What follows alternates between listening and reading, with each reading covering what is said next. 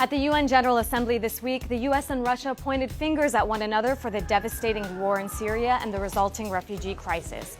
Obama took a subtle jab at Putin's defense of the Syrian government, saying, "In accordance with this logic, we should support tyrants like Bashar al-Assad, who drops barrel bombs to massacre innocent children, because the alternative is surely worse."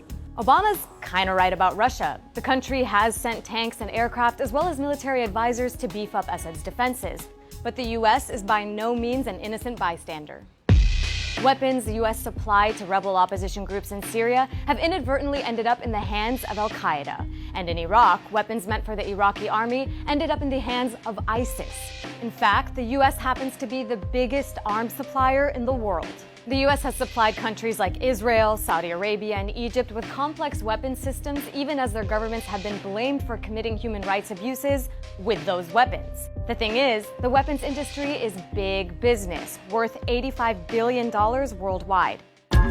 U.S. companies, including Lockheed Martin and Boeing, sold more than $23.7 billion in arms last year to nearly 100 different countries.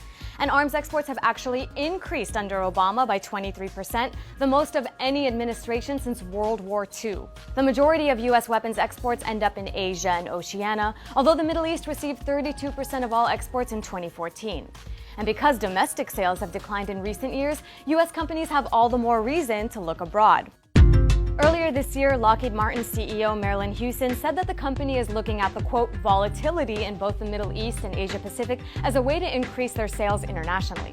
In both of those regions, which are growth areas for us, we expect that there's going to continue to be opportunities for us to bring our capabilities to them. In other words, the more war, the more profit.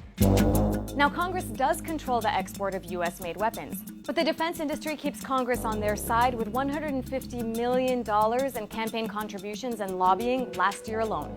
Pope Francis even called out the U.S. during a recent speech to Congress. He said the reason deadly weapons are being sold to groups and governments around the world is simply for money. Money that is drenched in blood, often innocent blood.